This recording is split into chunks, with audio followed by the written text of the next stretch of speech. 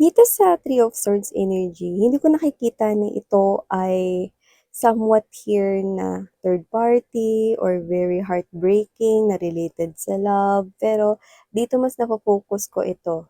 To. Itong woman rito. Wala tayo rito gender ha. So energy lang yan. Okay? Focus on the expression of this image. No? Nakita ko dito na parang meron dito na parang gusto ko na 'tong mag-end, gusto na ko nitong matapos 'no. Parang nakaramdam ako rito ng pagod, nakaramdam ako rito ng nase-stress ako, may anxiety, gusto ko na 'to matapos agad 'no, gusto ko na 'tong mamadali na mag-end, 'yan 'no. So ano ba ito? Pero hindi ko nakikita na kung ano yung gusto mong mag-end na yun, hindi ko nakikitang related yun sa love. Pero nararamdaman ko na parang parang gustong-gusto mong magpahinga. Yun 'no, parang pagod ka dito. Yan, yung energy.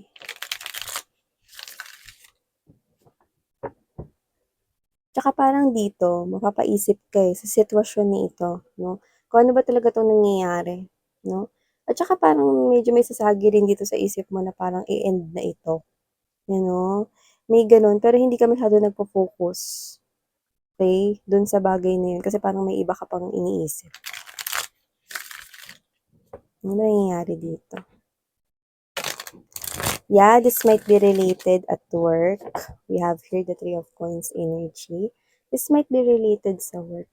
You know, pwedeng related sa mga kasama mo sa work mo, sa mga co-workers, colleague, pwedeng related sa boss mo, you know, someone in a higher position is being pointed out in this reading. And it looks like a stoplight, diba?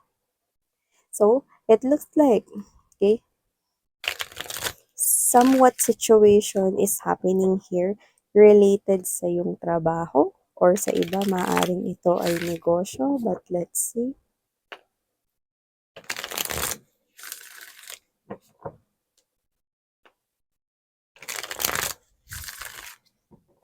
Okay, let's go ahead and check out other informations.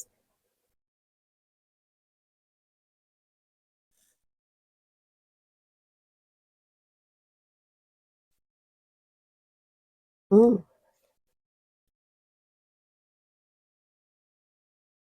okay.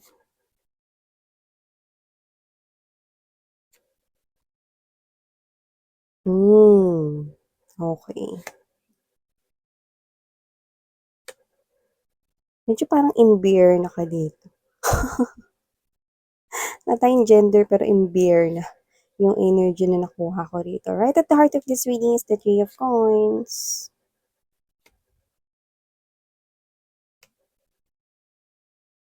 Okay.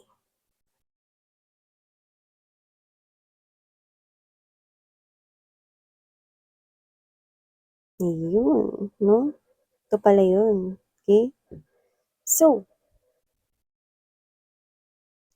hey there mga my loves collective. Thank you so much for always being here with me in this channel, babe. So before we start your reading, okay, reminders muna us na hindi to for everybody. So just pick up only the messages you think are for you. At kung feel mo na reading na tayo para sa'yo, then this reading might be really for you. At syempre, wala tayong gender here, babae, lalaki, LGBT, lahat kayo welcome. And of course, this is timeless as well. Sa iba, pwedeng tapos nangyari na, pwedeng sa iba ay nangyayari sa kasalukuyan or in the present moment. At sa iba naman ay hindi pa at isang prediction sa kanilang future or hinaharap, no? So, nakikita ko dito mga babes, no, na wala tayong gender, wala rin tayong age, okay? Meron ditong energy ninyo with the Two of Pentacles energy, Two of Swords, and there's that.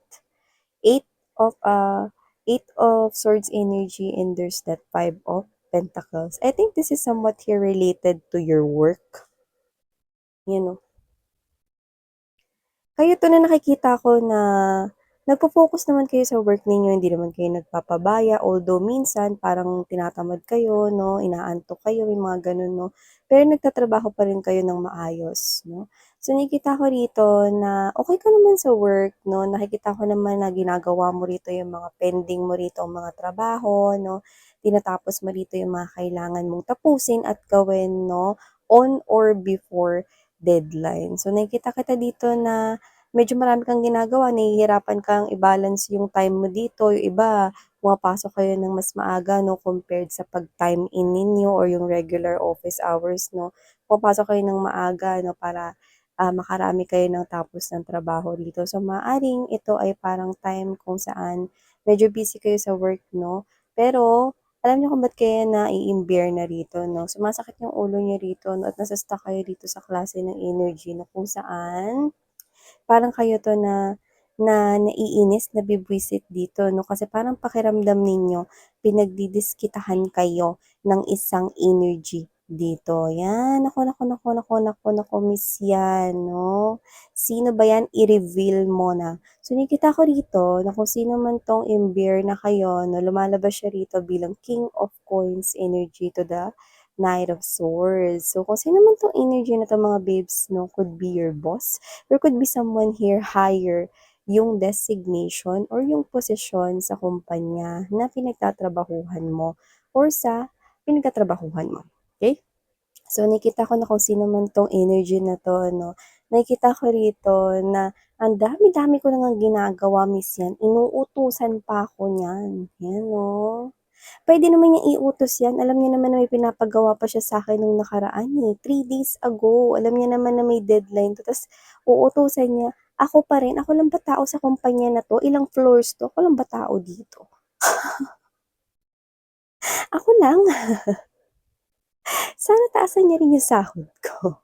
Sana i-promote niya rin ako, 'yan ang dami mo ditong nirereklamo, ang dami mo ditong sinasabi, pero lahat 'yan sa isip mo lang or lahat 'yan sinasabi mo lang sa ka-close mong mag-lunch or ka-close mong kumain 'no, nakatrabaho mo rito or sa mga friends mo, 'yan yung, nira-rant mo 'no or sinasabi mo 'no, mga hanash mo sa work 'no. Sakit na ng ulo ko, ang dami ko pang kailangang tapusin. Ay, collective. Tawag ka pala ni boss kasi sabi niya meron daw siyang ite-turn over sa'yo na work. Ako na naman. Eh, marami pa nga akong kailangan tapusin dito, bakit ako ng ako? Ayan 'no, tapos ikaw 'to na pupunta ka ro'n 'no, whatever the case may be parang hindi ko alam, parang school lang 'to 'no, parang lagi kang pinapatawag sa guidance. So, whatever the case may be, nakikita ko rito na nagfo-focus ka naman sa work mo, yung regular work mo rito 'no, tapos ikaw 'to na parang feeling mo pinag-iinitan ka, feeling mo, naka-focus yung atensyon nitong boss mo sa'yo 'no, na parang, "Anong trip nito ni boss, gusto niya bang pag-resignin ako dito? Sunod-sunod yung mga pinapagawa niya, hindi pa nga tapos ang mga deadline, dikit-dikit pa yung mga deadline nito, nape-pressure na ako, dito na kaya ako matulog?" Dito na kaya ako tumira sa kumpanya, 'yan 'no. So, whatever the case may be, nakikita ko rito mga babes 'no, na ikaw ito na hindi ka magkamayaw, hindi mo alam yung gagawin mo 'no. Kasi parang out of the blue, bigla na lang na nagsunod-sunod dito yung mga kailangan mong gawin 'no. Yung iba doesn't have to be na yung binibigay niya sa'yo is, malapit yung deadline or very near yung deadline sa mga una niyang pinapagawa, pero posibleng sa'yo niya pa rin pinapagawa, 'di ba? So, whatever the case may be, hindi ka masyadong makatanggi lalo na kung ito ay mataas yung rank or mataas yung posisyon compared sa posisyon mo diyan sa pinagtatrabahuhan ninyong same company.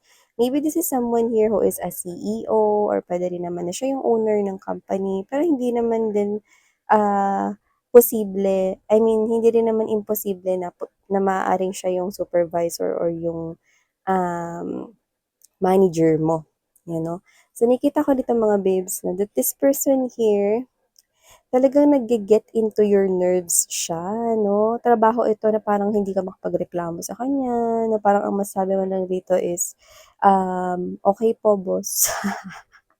Or parang ikaw 'to 'no, na yung facial reaction mo na lang tells it all 'no, or tahimik ka lang 'no. And then I'm seeing right here na nakakaloka, ikaw ito 'no na, masakit na yung ulo mo ta's maaaring dumating pa sa point with this Three of Coins energy right here, Ten of, Wands, and there's this Page of Swords. So, nakikita ko rito na parang nagse-search ka diyan, nagbubukas ka ng iyong computer or ng iyong phone right here 'no, and you're trying to search for another jobs.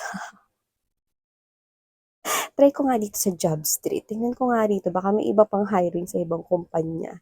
Ay naku, bigla na lang ako ditong binuhusan ng mga trabaho, ano ba nangyayari rito? Parang Hindi ko mawarian ba't 'tong kumpanya namin parang nahihilo na ako, walang ba tao dito. Ang dami-daming floors, ang dami-daming palapag, puro ako yung inuutusan, 'yan 'no.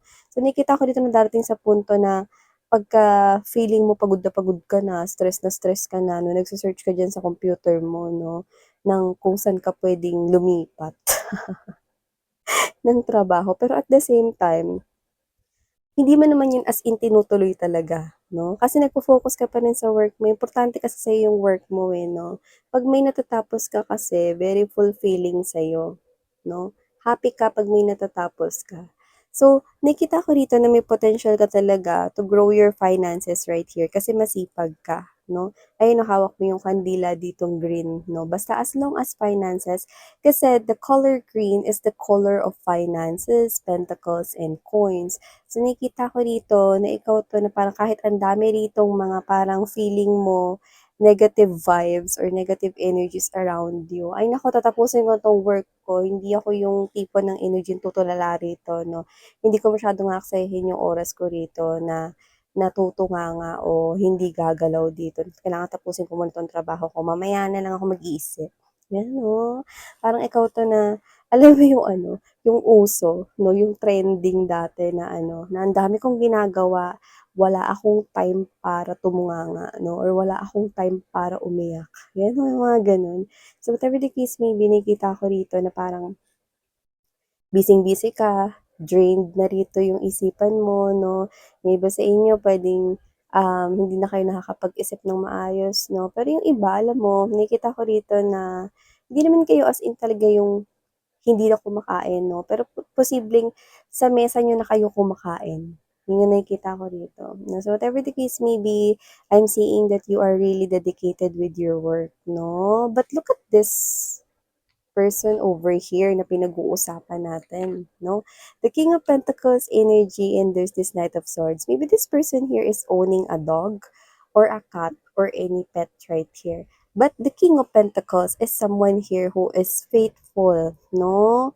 At very humble. So nakita ko dito that even if it is a boss or even if it is a manager or a supervisor or holding an authority or someone who is authoritative, this person here is humble. This person here is a very grounded person, hindi mayabang. At pansinin mo yung itsura niya rito, looks like this man or this woman, wala tayong gender dito, no?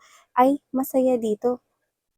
Eh, masaya siya dito mga babes no, sa pinagpapagawa niya rito sa inyo. Tuwang-tuwa siya rito 'no, hindi dahil sa naiinis niya kayo, actually hindi niya nga alam na naiinis na kayo, eh, 'no. Natutuwa siya rito kasi eto na ire-reveal ko na 'no. Kaya lagi ka niyang pinapatawag dito kasi lagi ka niyang gustong makita. Kaya lagi ka niya rito na parang ikaw yung bukang-bibig niya kasi gusto niya yung energy na lumalapit ka sa kanya, nagre-report ka sa kanya 'no. Gusto niya yung energy na lagi kang nandiyan 'no. So, kahit na hindi deadline or walang deadline yung binibigay niya sa yung work, tinatawag ka niya, 'di ba?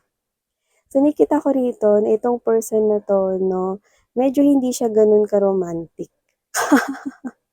Kasi yung mga galawan niya 'no, ay Page of Cups, tignan mo. King of Pentacles siya, pero yung galawan niya 'no, Page of Cups na parang bago-bago siya 'no, kapagka sa larangan ng pagiging romantic sa pag-ibig 'no, hindi niya alam na bibwisit niya na kayo. Dahil lang sa gusto niya kayong makita 'no. So, alam mo yung energy na hindi niya alam 'no, yung gagawin niya rito kaya kung ano-ano na lang yung pinapagawa niya rito sa'yo 'no, para lang mag-benefit siya 'no, upang mas madalas ka niyang makita. Kasi sa kanya ka magre-report, eh, 'di ba, ng mga pinagagagawa mo 'no. Pero siya wala siyang kamalay-malay dito 'no, pagoda ka na, 'di ba? Parang gusto mo na nga tumira diyan sa kumpanya, eh. Yung wala ka ng time umuwi, 'di ba? Wala ka na ring time dito 'no, na tumulala 'no. Kasi parang every time, every galaw ng clock is mahalaga 'no. So nakikita ko dito that this person here is actually busy 'no, ang dami niyang time 'no. siya yung boss dito pero ang dami niyang time dito kakaisip sa'yo 'no. Nag-iisip pa siya rito 'no, ng paraan kung papaano ka niya mas makikita kaya mag-expect ka na ng mas marami ka pa niyang beses na ipapatawag dito. So, kahit na parang, "Ano ba 'yan, hindi na ako natapos dito sa trabaho ko, maya't maya pinapatawag ako ng boss ko." 'Yan 'no. Alam mo, sabihin mo kaya sa kanya magtayo na lang dun sa tabi niya ng ano, upuan. Tabi na lang kayo. Kasi parang palagi ka niya pinapatawag, eh, 'yan oh. Yung iba naman dito napapansin na baka may gusto sa'yo 'tong boss mo or baka may gusto sa'yo 'tong superior ninyo or manager ninyo 'no. Well, malalakas ang mga instinct nila 'no, tama sila rito kasi nakikita ko rito that this person here is hindi naman talaga urgent yung mga trabaho na 'yan. Pero dahil lagi ka niyang gustong nandiya-diyan 'no, ikaw naman 'to na alam niya yon na hindi ka makakapagreklamo diyan, kaso lang hindi niya rin kasi alam mga babes 'no, na medyo swamp na kayo or parang ang dami niyo na palang ginagawa 'no. Hindi hindi siya naka-focus dun, eh, kasi all about all about you iniisip niya. 'No? Ikaw yung nasa head niya dito 'no. Actually hindi nga siya nag-iisip ng trabaho rito, eh, kahit nasa meeting 'to 'no, kahit sabihin niya pa na, "Go ahead, makikinig siya sa mga report ng mga other employees or other connections ng company 'no." Hindi ko nakikitang nagpe-pay attention siya sa trabaho 'no, nakikita ko na nagpe-pay attention siya rito sa inyo. 'Yun 'no, iniisip niya kayo rito 'no madalas. At okey, kung meron man siya ditong field work or meron man siya ditong meeting outside 'no, nami-miss niya kayo, okey? So, kung kayo 'to na parang feeling ninyo pinag-iinitan kayo ng boss niyo rito dahil palagi niya kayong pinapatawad, binibigyan ng trabaho 'no, hindi niya lang po alam kung paano niyo talaga 'no, kayo rito mga bibs na na mas makikita ng madalas, okey? So, ano ba 'yan miss 'yan, bakit ganyan yung galawan niya, ba't di na lang niya sabihin ng diretso sa'kin na gusto niya ako 'no?